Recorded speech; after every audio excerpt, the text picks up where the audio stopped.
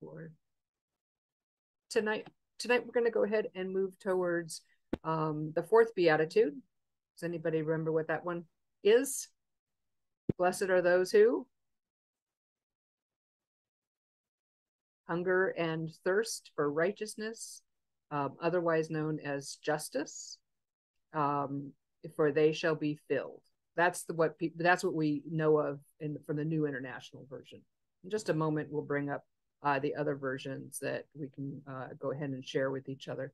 And the parts that we're going to unpack for this tonight is what does righteousness mean? Because righteousness is kind of one of those really charged words that is the unfortunate thing is we have it equated with self-righteousness, which is unfortunately when people say I'm righteous or I'm living a righteous life, it usually means I'm better than you. That's not what it means. So we're going to take a look at the word righteousness.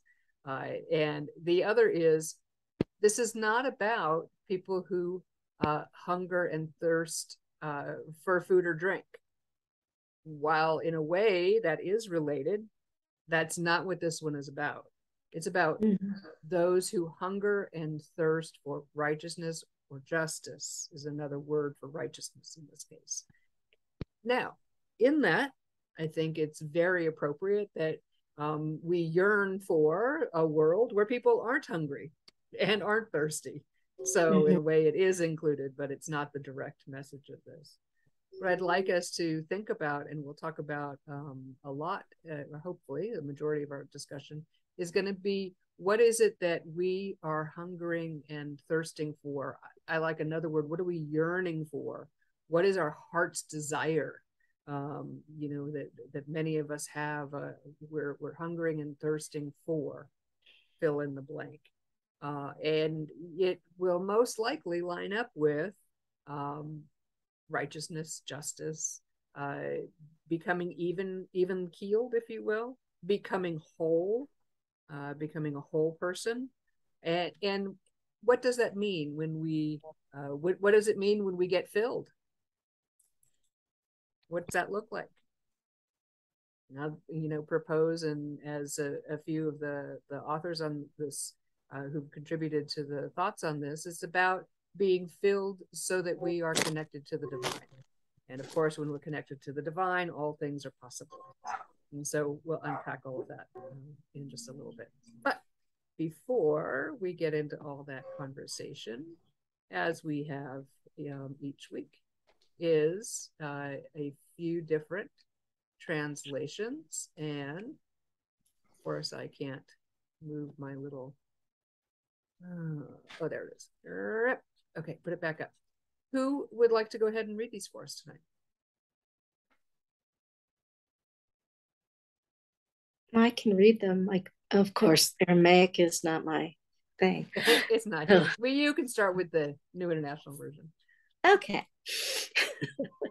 Blessed are those who hunger for and thirst for righteousness, for they will be filled. You're blessed when you've worked up a good appetite for God, who is food and drink in the best meal you'll ever eat. From the Message Bible. Fill up with the divine, pour out the love of God that overflows, become part of a community. Langlois, 2009. Blessed are those who hunger and thirst for physical justice, righteousness. They shall be surrounded by what is needed to sustain their bodies. Healthy are those who turn their mouths to receive a new birth of universal stability. They shall be encircled by the birth of a new society. Aligned with the one are those who wait up at night, weakened and dried out inside by the unnatural state of the world.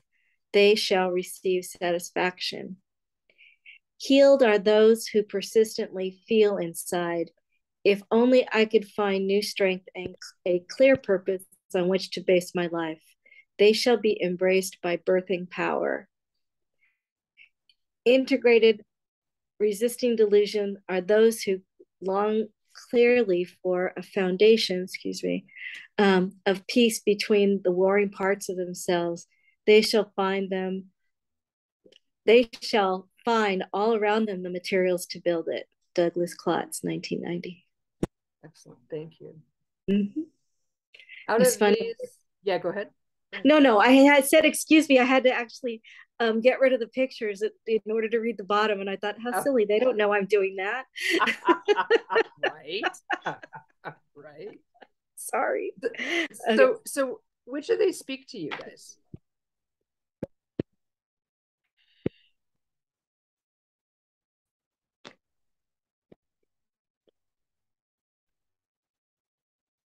And especially, what do you think about some of the ones from Neil Douglas Klotz, which I find very powerful, personally? Yeah. I personally like the one that said, if you're constantly looking to find a new strength and a clear purpose. Mm-hmm. That speaks to me, my current situation, and trying to figure all of that out. Mm-hmm. So I really appreciated that. Mm-hmm. And what is it that you will embrace? I will be embraced by birthing power. Mm-hmm. Power of creating. Shocker. Power of creating. Yeah, there you go. Power of creating. There we go. Healed are those who persistently feel inside, if only I could find new strength and a clear purpose on which to base my life. They mm-hmm. shall be embraced by birthing creative power. Mm-hmm. Yeah, that's the one. Anybody else resonate with any of these? I like the one from 2009. Fill up the divine, pour out the love of God that overflows, become a part of community. That's always been important, and it is manifesting. So mm-hmm. nice combination right now. Mm-hmm. Tom? Yeah, I'd like to add a couple that I came up with in my reflection. Mm-hmm. So in the right place are those who hunger and thirst for beneficence, for their longing shall be satisfied. I like that term of beneficence as a type of justice in the positive sense. Mm-hmm. Healthy are those who feel they are parched, starving, and withering for lack of justice love. They shall be replenished and nurtured. And blessed are those who yearn for restorative justice as a deer pants for water. They shall be graced with their fill. And I like that part of, and from Neil Douglas Klotz, the one about aligned with the one of those who wait up at night, weakened and dried out inside by the unnatural state of the world. They shall receive satisfaction. That would be in terms of if we could only return to civility and get out of this. I don't know where it came from within the past 20, 30 years of like the meanness and just demonizing of anybody with an opposing view, instead of saying, we're all here and we all want the best for everybody. Why can't we cooperate? Why is it that we have to be at odds and just refuse to even consider anybody? It's just, when did that happen and why is it that's my justice that I would love to see somehow get the spirit and have a mass rebellion, like enough is enough. Come on, let's get over ourselves and all get together. Yes. My hippie days. Come on, people, now smile on each other. Come and love one another, right? Right. I know everything we're going through today is a resistance to the hippie music from the time of hippies back in the 70s. Right. Manny. Should I start with I'd like to teach the world to sing in perfect harmony. Oh my goodness. Thanks for bringing that into the room, Tom. And but it's kind of interesting because when you say that, it's like when are we gonna why can't we get back to that and that sort of stuff? And I don't know, man, oh man, it's like the more history that I read, the more prophecy that's revealed, the more this kind of work and that sort of stuff. It's kind of like, when did we ever?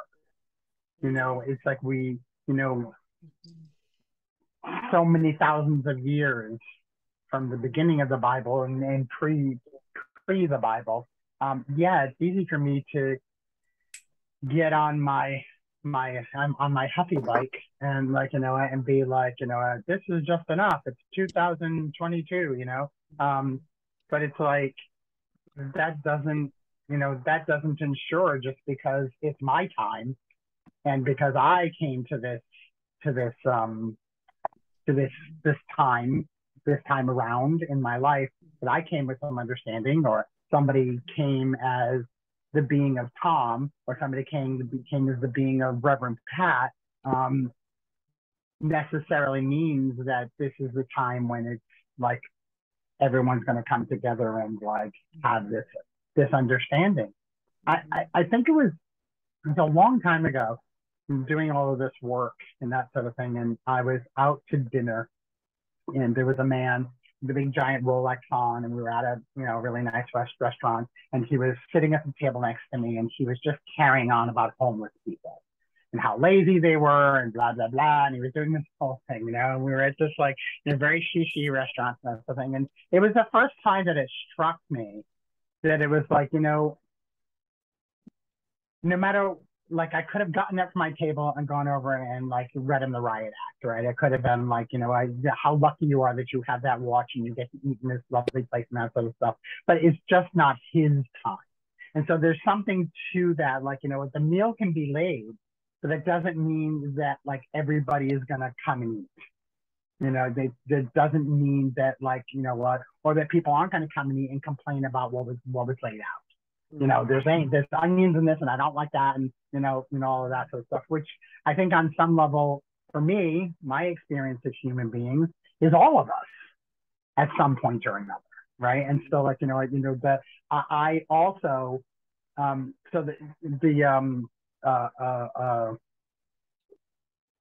message always does.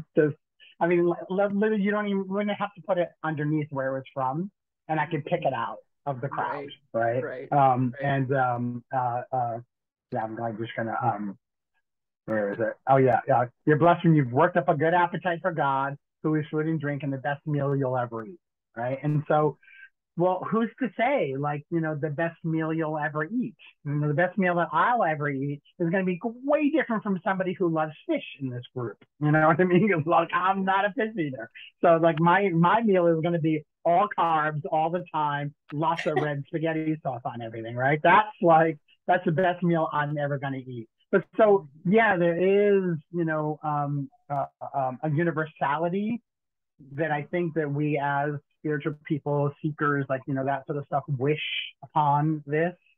And I believe that was Jesus's message too, to see it from a universal point of view. But when pointing the finger at people who don't accept us, or people who are not including us, or all of that sort of stuff, I gotta say that when I was back east and I had all that the experience that I had and I came back, I spent a lot of time talking to all my friends and all my family here, making them wrong for how they showed up in the conversation about trans rights, or all of the things that it was how archaic they are and how small-minded and all that stuff. And I was like, am I doing anything different? Am I trying to starve them out? And then the other side was, I'm sorry for taking up so much time, but it was such a huge thing, was the same one that Christy liked. And it made, I even took a picture of it because, oh, thank you.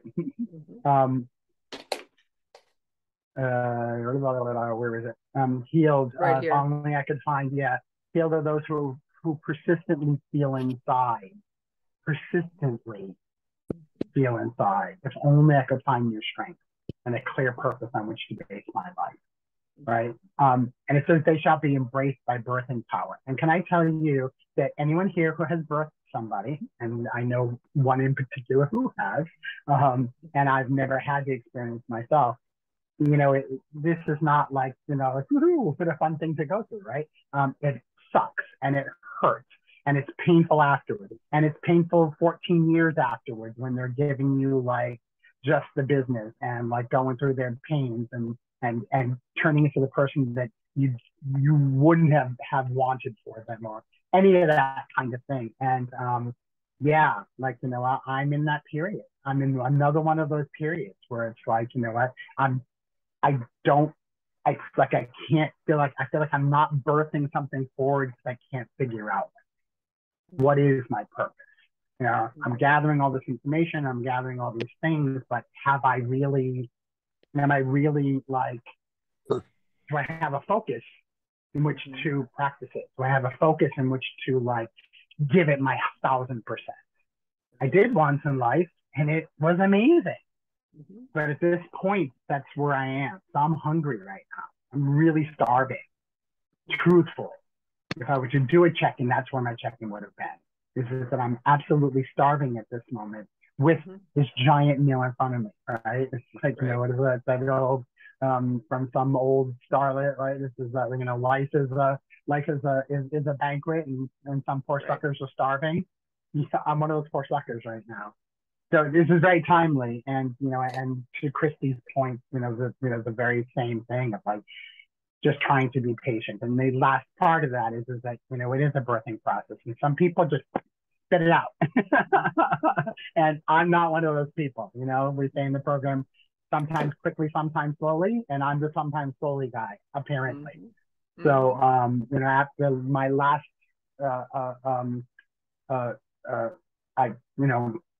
I was at my last therapy session today, and and I was like, I don't feel any better or any more cured than I did at my first one. But the fact that I continue to go, and the fact that I get to continue to show up here means that, like, that comment that are you a little bit pregnant? Once you're pregnant, well. How many pregnant women, like, when they get to that point, they're like, I just want this to end. Like, I just want it to be over. And it's like, well, honey, that's not how it works. You gotta see it all the way through, right? And so I'm kind of, I suppose, in that space right now. I was like, and I see Christy nodding her head. I'm in that space now. It's like, there's no turning back. Pandora's box has been open. I've got to see it all the way through. So anyway. Right. So this meant nothing to me today.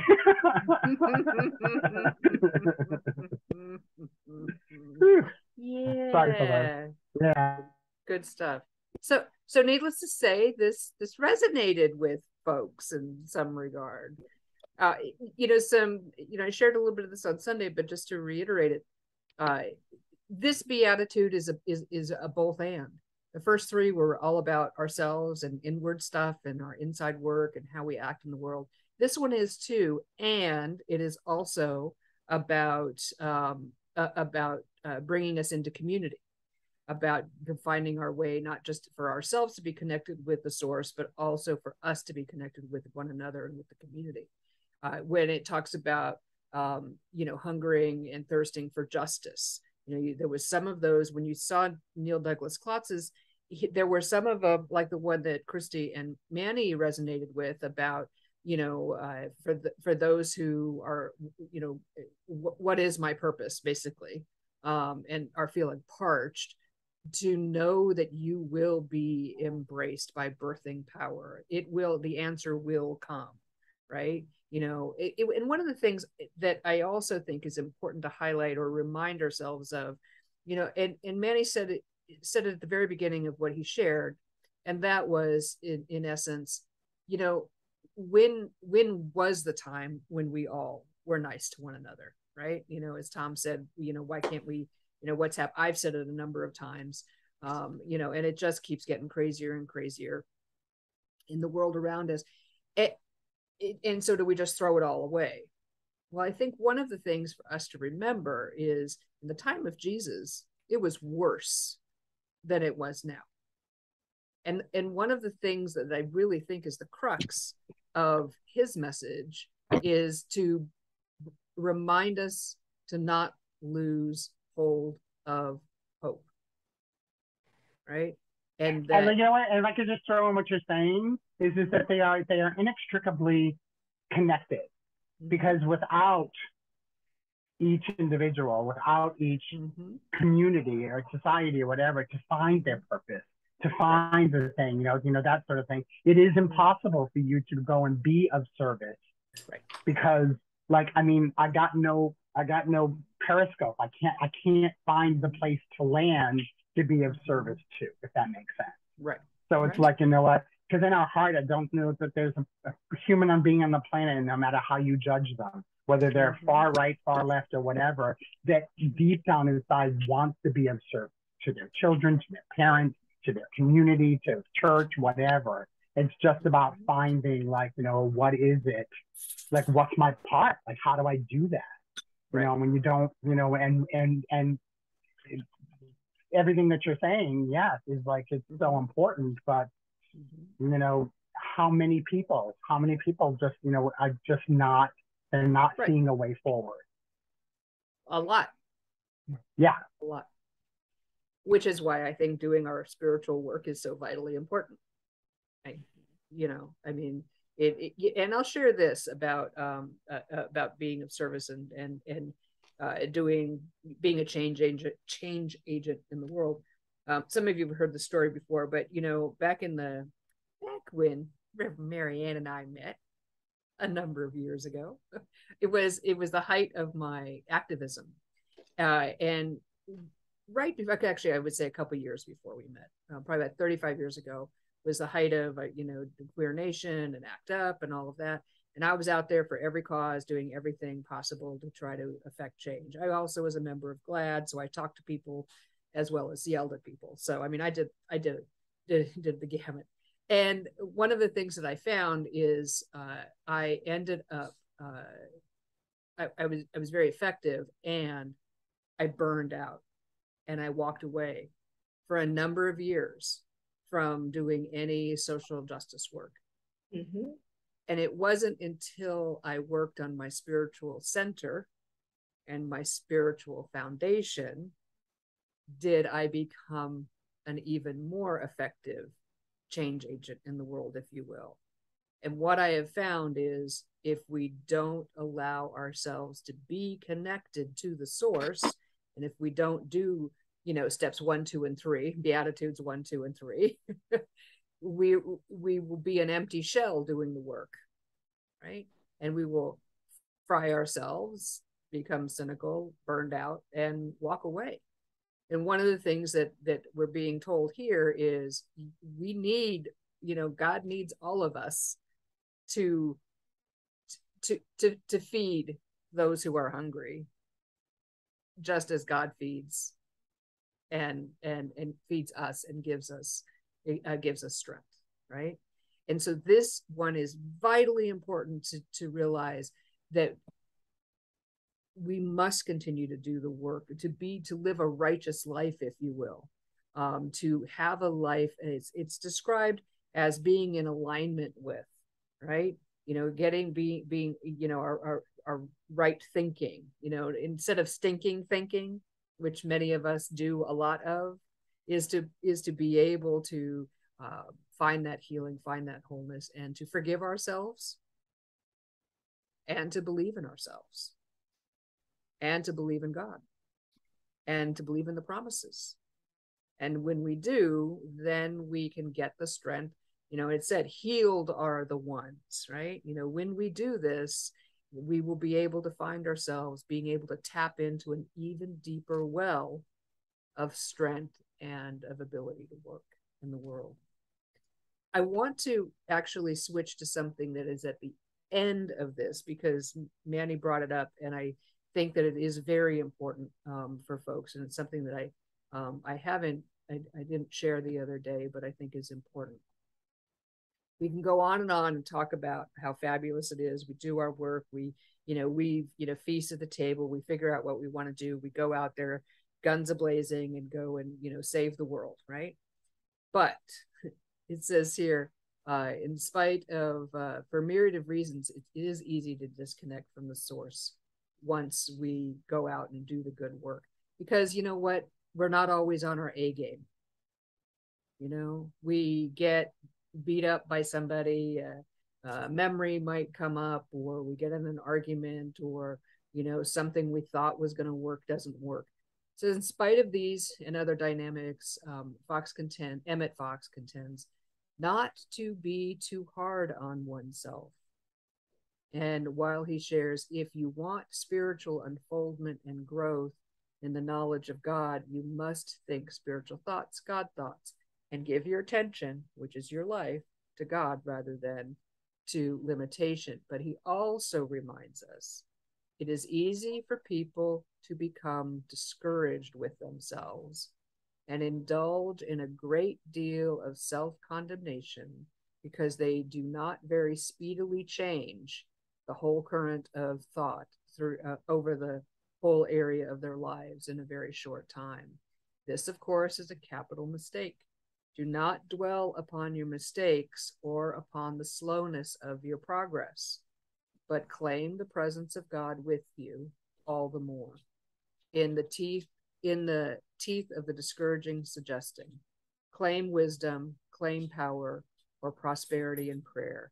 Waste no more time repining for what is over and done, but make the present and the future a splendid realization of your heart's desire.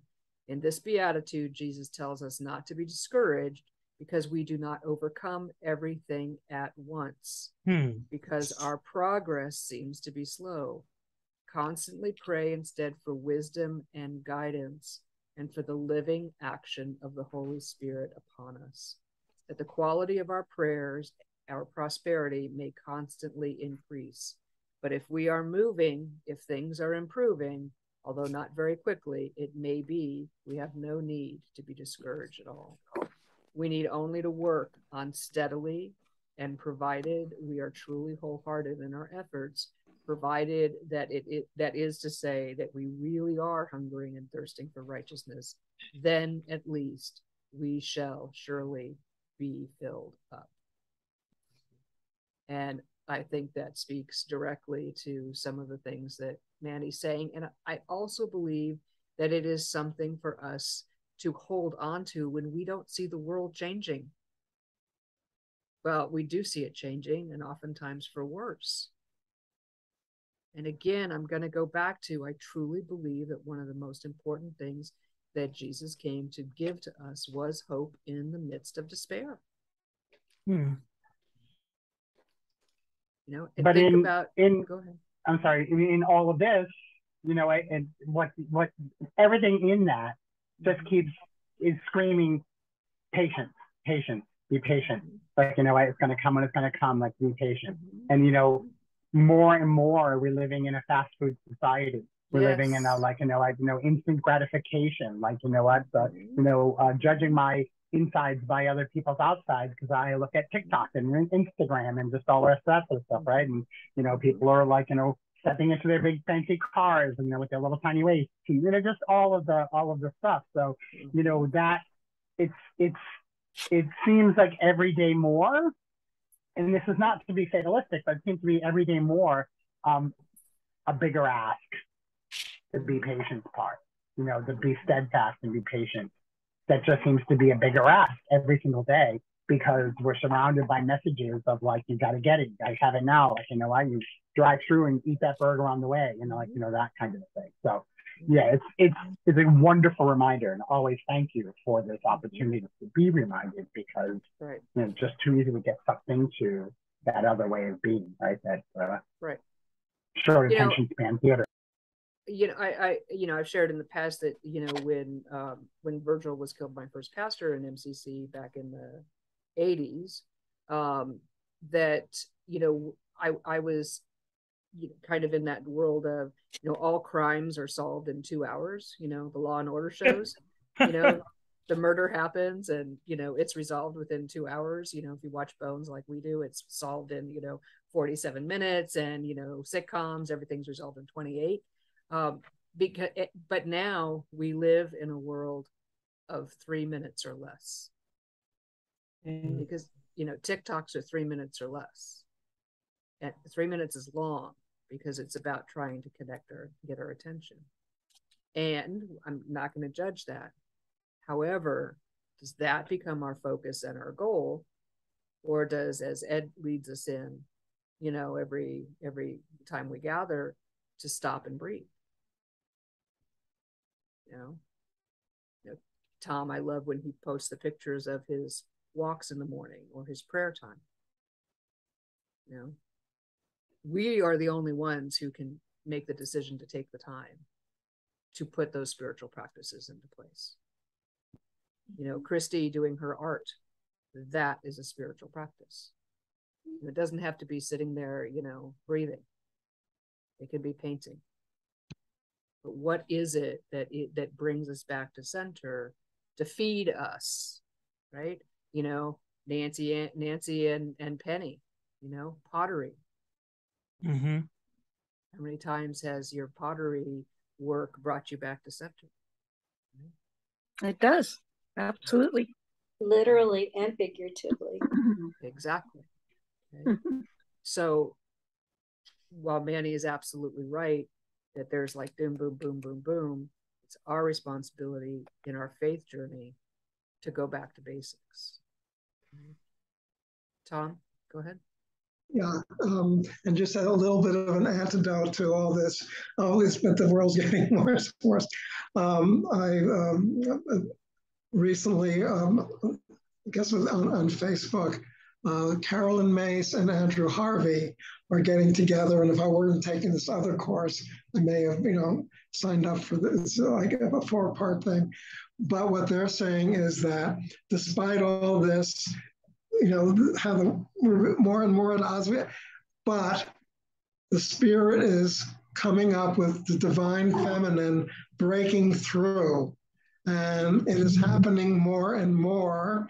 And even contemporarily, even look at what's going on with the women revolting in Iran and Afghanistan, and you know, they're going to be put down, and yeah, and all that, but there's something going on, and the spirit is getting us to that point of enough is enough. Let us stand. And what we're doing and what's happening in other spiritual gatherings is, and that's where the hope comes in. And exactly. Well, and interesting that you say that too, Tom, because in our country, the issues around abortion, around controlling women's bodies, and nothing has energized people's reactions more than that whole issue around what is happening to women's bodies. Same thing. I think that it's a direct connection of, you know, like for instance, what, like you just said, what's happening in Iran. Societies, you know, there could very potentially be great societal shifts because mama ain't happy. Right. And there's the frustration that comes with, because again, what I was saying, right, is that the frustration is that, like, you know, why doesn't the whole world see this? Right. This is like what some of the big part of this conversation is like, it's time. It's 2023, for God's sake. Like, you know, why isn't, like, and certainly because, you know, we can, how many times have you heard this? We put probes on Mars and we can't get, like, you know, healthcare or, you know, whatever it is. I had a woman call me. Marianne can't get her paperwork processed with LAUSD. There you go, right? So I had this woman call me this week because her son is in you know, a bad way, and she won't go to therapy. So they suggested, the psychiatrist suggested maybe he try coaching. And so she called me, and it was a wonderful thing. It was a wonderful lesson. This is great for this lesson, right? This is that she called me and she was in a panic and she was in a heightened state of anxiety and that sort of stuff. And she kept saying how her and her husband were both high functioning, high, basically, like, you know, successful people. and their son, who's now a senior, started going to parties and smoking pot, and he's getting D's in his senior year, and he's not going to get into the college that they want him to get into. Blah, blah, blah, blah, blah, blah. And she was basically like saying, like, okay, I need you to come in and fix it, like now, like it's got to be like, you know what? So like, how do we get this together so that like we can get a conversation? And I'm like, wow, this is exactly what we're talking about here. She was like, there's a fix. I know there is. And so she was pretty shocked. And I said, well, honestly, my recommendation is that you come and take some sessions. Because the energy that you're coming from into this situation is exacerbating the situation, is pushing him further away from help. Because your anxiety and your push to for him to have the perfect life was only going to push him further away. And she, at first, okay, entertained the notion for a second, like, I didn't really think of that. And then it was like right back onto the thing, which is, what we're talking about here, right? He's right back onto, no, like, you know what, I need to get done. Gotta get done now. Like, this gotta get done. Because, like, he's not going to get into Harvard. She didn't say that out loud, but that's what she was saying. And I got to a meeting later that day and was talking about working with sponsors. So sponsorship and working with sponsees. Mm-hmm. And the quote went, your person who's coming to you should come, basically should kind of come hungry. So they should be willing. Like, you can't sponsor somebody who's not willing, right? So like, and it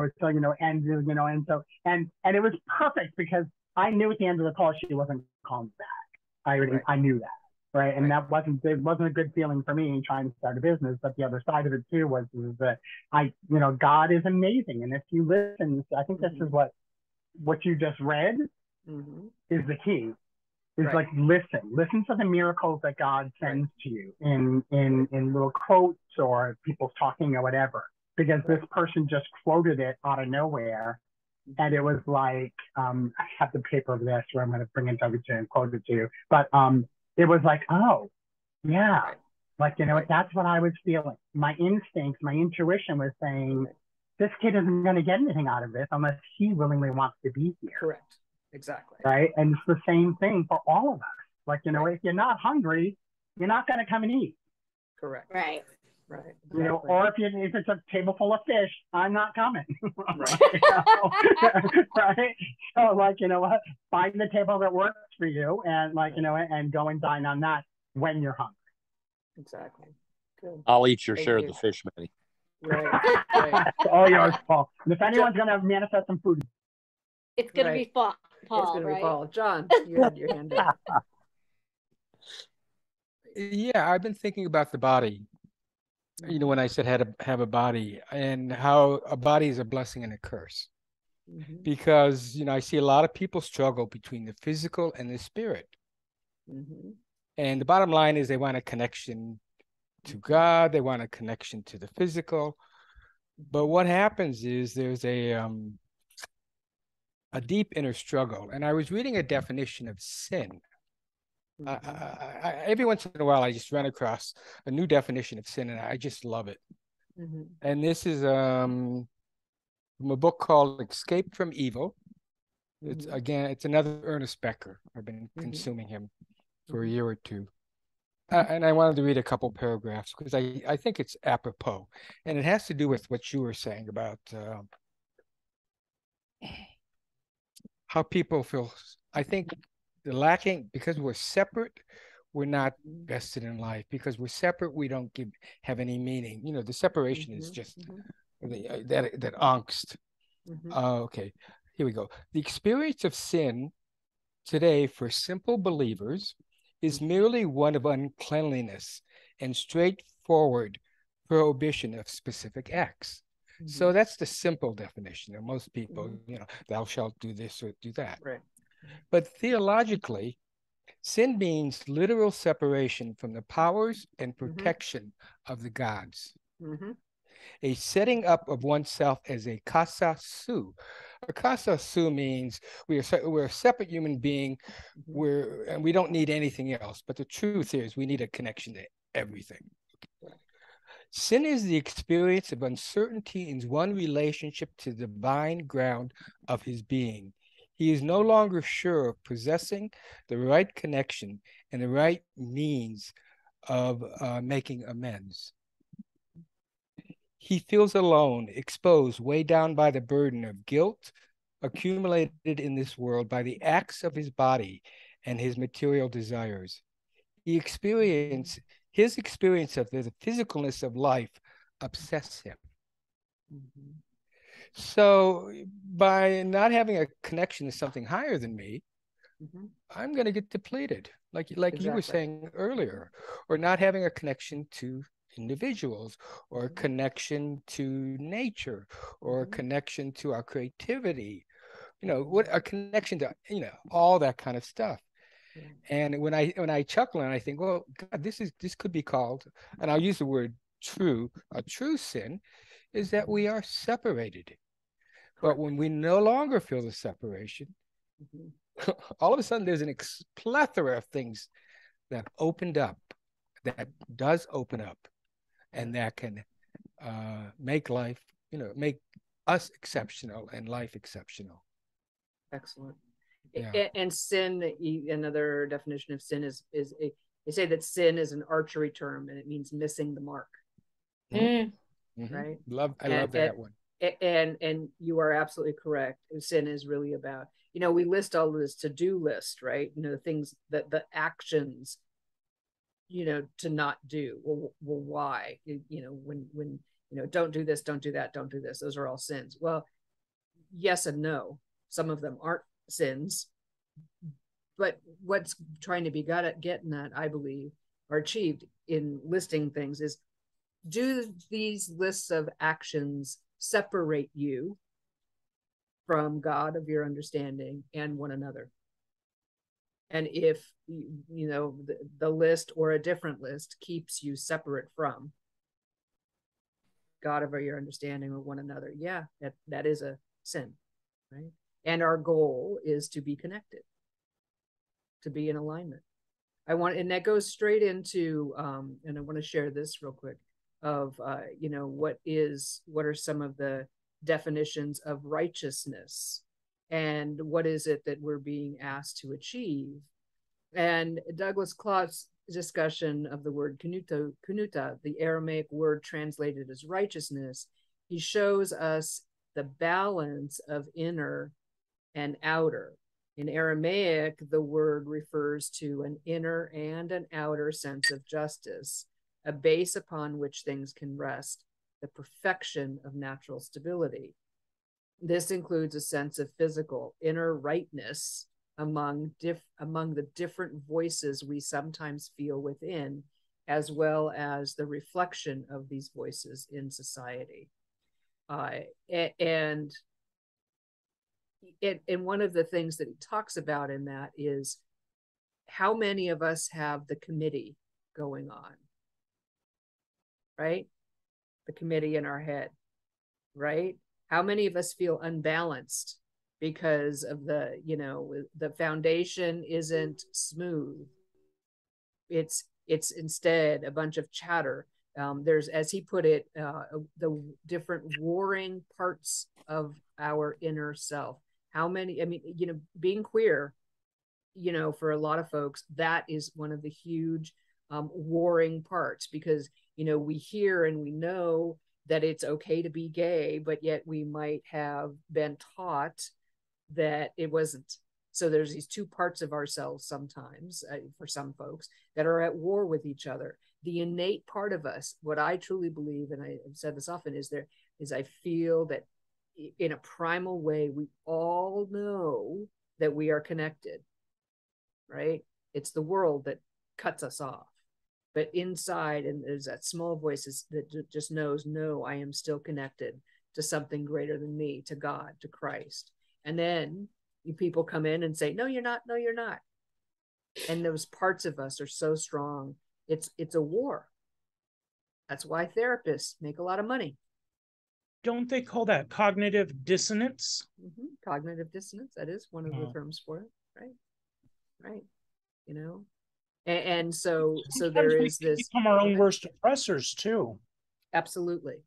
And that is what this beatitude does address, those parts, right? This is about getting into alignment, getting into right thinking. And then what is the foundation? Because it talks about what's the foundation that we're on. And if it's a slippery slope, right? You know, so, you know, maybe for Manny, it's taken a longer time to build that foundation. Who knows, right? Or, you know, there's things that can get us off track. And so what we're being reminded to is to have a firm foundation so that we don't slip off, so that we can stay in alignment, and to find what it is at the table. I mean, you know, there's a huge tie-in to the table, you know? Yes. When we think about the table that Christ set for us, you know, we celebrate it every Sunday, communion. It is about a giving to us of the body, the blood, the life essence of Christ. Why? So that we can feast on the divine. And we come in with, the quote was, your prospect should approach with eagerness. With what? I'm sorry? Eagerness. Eagerness. Right? And so, I mean, it's all the same thing. Literally what everyone has said thus far is that, like, you know what? That's the big question. And I think that part of, like, you know, the journey of the hero, right? When you get to that place is that, like, you know, am I really, you know, I'm ready to fight the battles, but am I really eager to do it? And if I'm not eager to do it, then am I fighting the right battle? Right. Or am I within the right community? So there's so much of that, like, you know what, in the search, being able to say, you know what, it's a daily reprieve. I can change my mind tomorrow. Or I can recommit, as we do every single Sunday in church when you take that wafer, right? You're recommitting. Right. You're recommitting to whatever that walk is, whether it's your walk with God, which, needless to say, every walk, I think, is your walk with God, but you know what? That could be debated for a long time, right? Exactly. And then the part of it goes on to ask ourselves, what is it that we are feasting on? What do we allow to come into our psyche every day? Right. Go ahead, Ed. I just wanted to say this is a really good time to think about it in kind of a funny way. You don't think of Halloween lessons coming into church, but you know what? We can see a lot of images of, like, literally things like brain suckers, and I'm sure your munchkin has probably seen some things, and it's like what is feeding on my brain? What am I thinking on today? And that's partly why I decided to give gratitude first today, to remind me that I need to not just complain. I need to say thank you, God, for today first, and then see what happens. Because there's a famous quote by Wally Amos of famous Amos cookies. And there's a little self-help book, a little thin, little green book. And one of the things he said in there is, be careful what movie you put on in your brain, because if you don't choose what movie is going to be in your brain, what you feed your mind with, someone might go put a scary movie on there. Right. Exactly. And to look at this some more, it also goes that Jesus counters all of the barriers to a healing journey when he continues, for they shall be filled. There is an implied promise that one who seeks will not be denied if they truly walk the sacred path towards the source of love and healing. And how to achieve this healing is illuminated by Elizabeth West in her work, when she tells us that a glimpse of non-duality, I believe, is essential for the healing of our splits and our projections. The way to hunger and thirst for what is right is about right is above all to heal the split in ourselves so that we can be of real service to one another. Again, what are the splits that are going on and how do we integrate, right? And the end result in all of this is not just, is not only for our own selves to be integrated, for our own selves to find healing, but then when we do, then we can see what's around us and see the injustices. What was it that was in, go back here, in Neil Douglas Klotz's, in one of his, he said, aligned with the one are those who wait up at night, weakened and dried out inside by the unnatural state of the world. They shall receive satisfaction.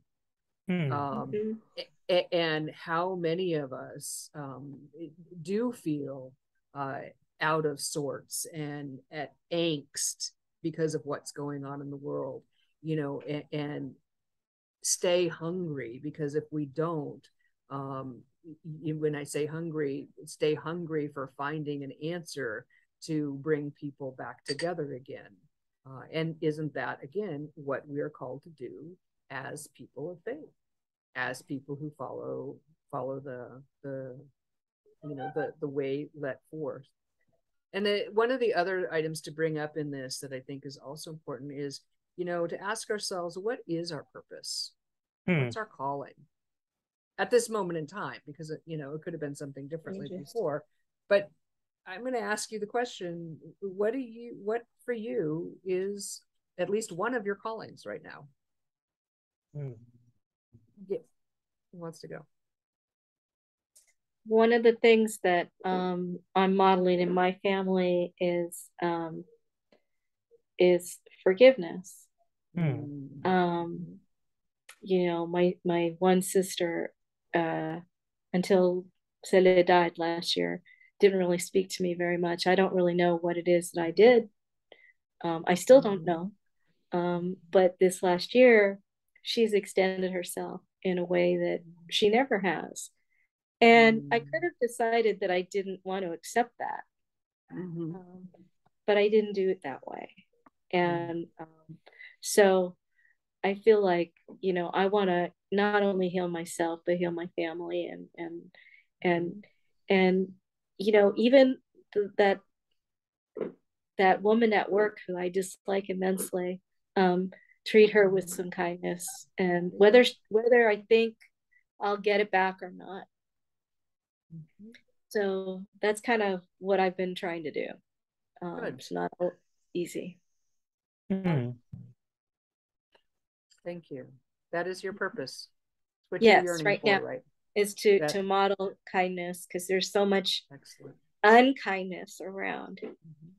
Excellent. Thank you. Penny. Go ahead. What's your calling? What are you yearning for? What's your purpose? It's become really clear. For me to be generous with people, with more patience for people. But even as I was pulling off the freeway, there was a guy standing there, and I held out a $5, and he saw me coming, and I said, "I'm going to slow down, so I want you to take this." I kind of yelled it, and he was ready, and he took it, and I said, "God bless you," because I thought it's getting close to dinner time. Hopefully he's got some more money and he can get a decent meal. That's something that is, it's really nice, because it does bless the person who receives, and it blesses the person who gives. Yes.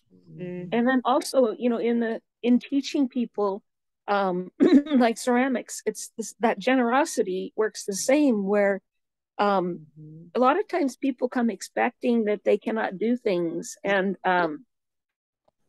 I really am a good teacher, and I'm grateful that I can share that in a very generous way.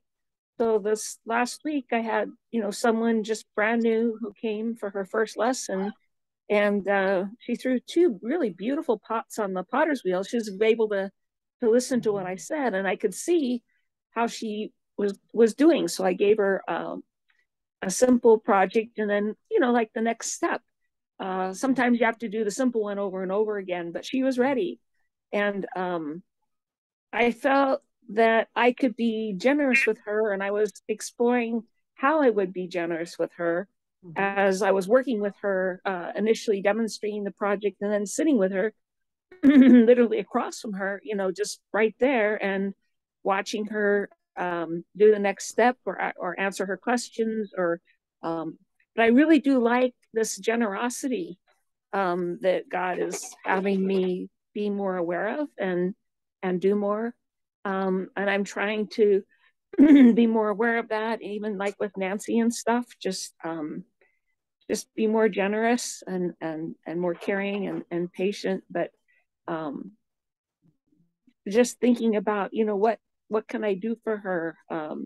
What does she need? And I noticed I had parked my car a little too jagged, and it would have been really hard for her to get out to her car in the morning. So I got back, I started up again and got it out of the way so she wouldn't have any problems. And just trying to keep my eyes open and just be a little more aware of how I can be more helpful to people.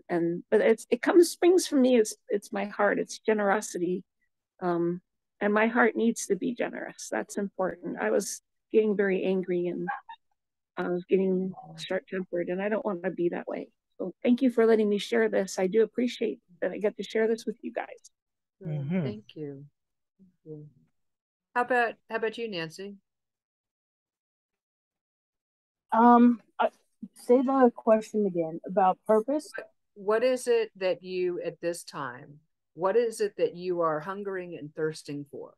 What are you yearning for? What do you feel your life's purpose is? Well, I used to have the life purpose of CR, and I was happy in being a leader in that.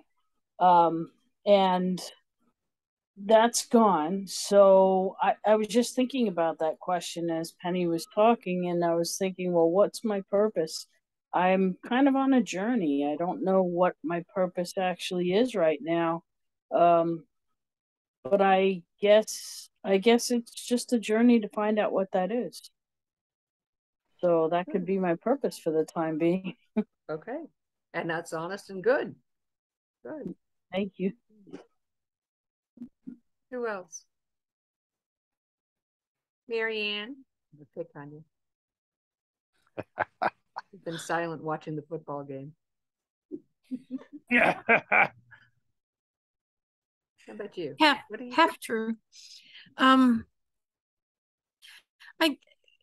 guess it's clarifying the call more than finding out what the call is.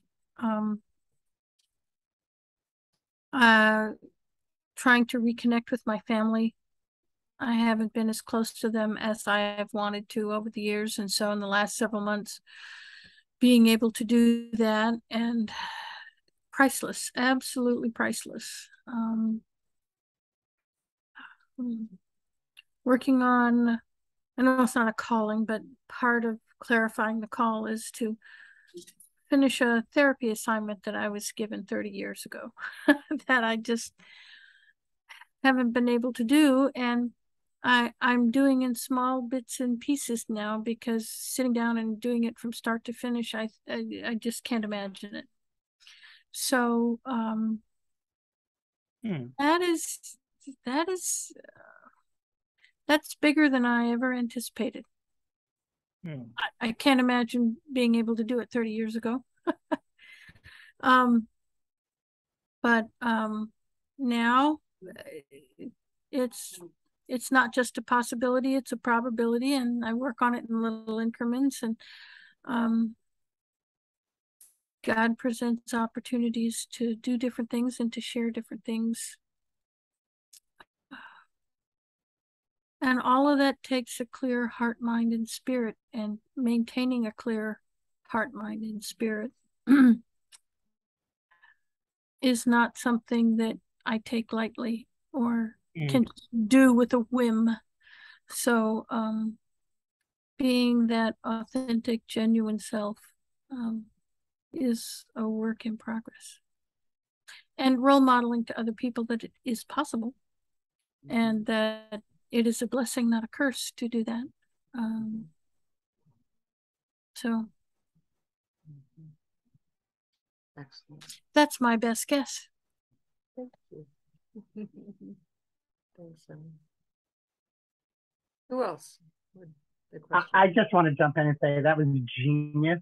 That's my best guess. Is like that's the most wise thing I've heard all night. That's true wisdom. You know what? It's like that's my best guess. It's like and the other one tonight, which thank you, Nancy, for like just bringing to light that, you know what, the notion that we have one purpose, and then once that's over or it was taken away or what have you, and now suddenly I'm aimless, is just ridiculous. It's like, you know what, who's to say that God put you here for just one purpose, right? Mm-hmm. And so I really needed to hear that tonight, Nancy. Thank you so much. Because, you know, it's like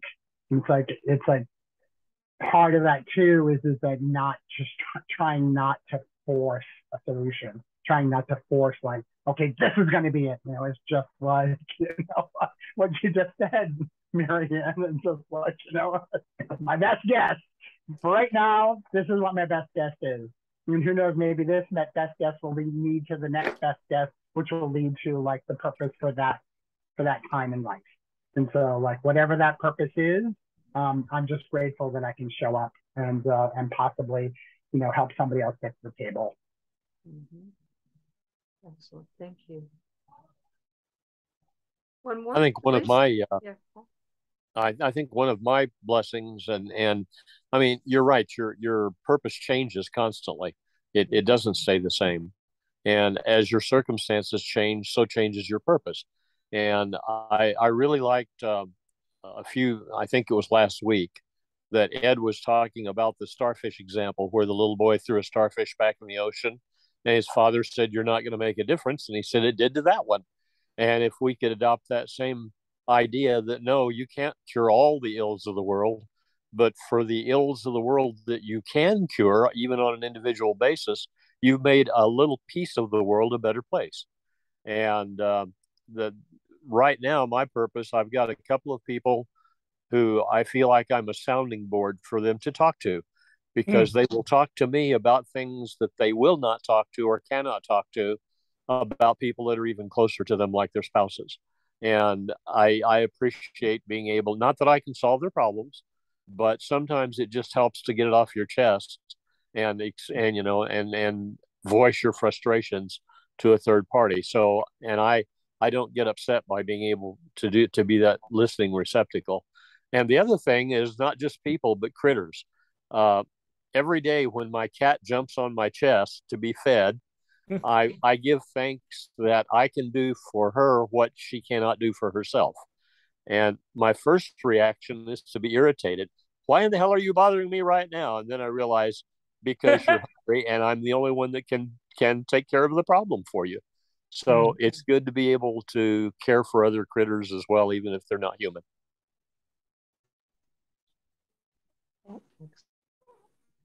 Excellent. Any last one that someone wants to share?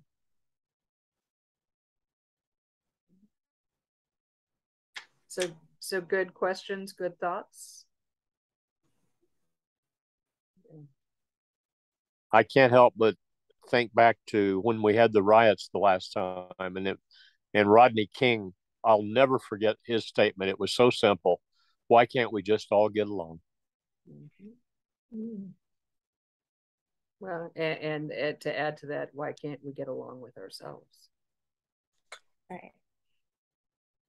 So our goal is to figure out how to get along with ourselves, the warring parts of ourselves, to become to really claim and to live on the foundation of being in right alignment with the source, to see what it is that we need to heal within ourselves, the warring sides of ourselves, that conflicting part of ourselves, so that we can continue to not just set the table, but eat at the table, and then, of course, to feed others from that table, because that is really what then this becomes about. This beatitude is about ourselves, but it's also about connecting with others. It's about bringing this message that, you know, we learned about in the first 3.5 of the Beatitudes, and to start bringing it out into the world, right? To bring when the winds of the waters destroy the house from your foundation, rebuild. Absolutely. Yeah. And thank you. And the important part on that is, it's okay if we get stuck. It's okay if the hurricane, sometimes there's hurricanes, God knows, or tornadoes or earthquakes, fires that will knock us down, but then to figure out how to rebuild or to move, because sometimes sometimes we don't move. I have been so guilty of that. I will not move until an earthquake happens.